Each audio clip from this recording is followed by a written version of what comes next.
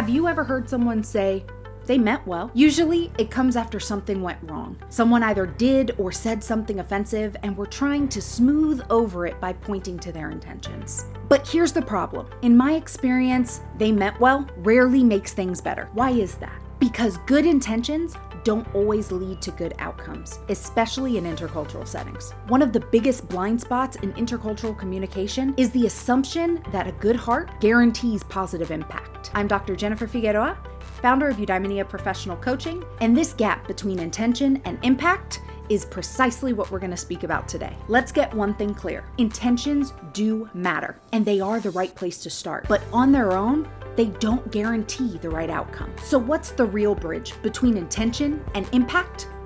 That's method. It's how we show up, how we communicate, and how we adapt. How you do something, your method, determines whether your good intentions will align with how they're actually received. And when you're working across cultures, something that might seem thoughtful from your own cultural lens might come across as offensive, confusing, or even hurtful to someone else. So let's imagine an exaggerated example scenario. You see a poisonous spider on your friend's foot. In a panic, you repeatedly stomp the spider, also stomping their foot in the process. Sure, you meant to protect them.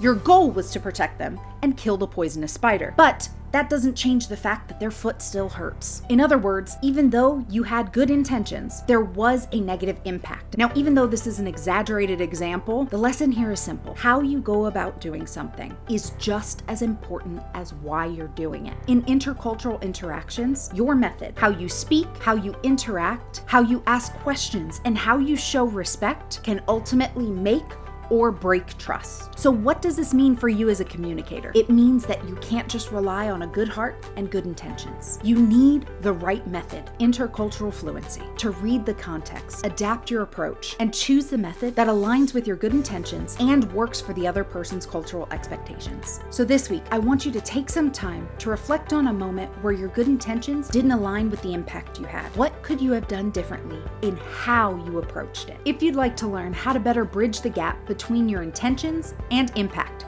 especially in diverse settings, I invite you to enroll in one of our intercultural fluency program pathways. We'll help you align your good intentions with positive outcomes and real connection. If this video resonated with you, please feel free to share it and stay tuned for our weekly content. See you soon.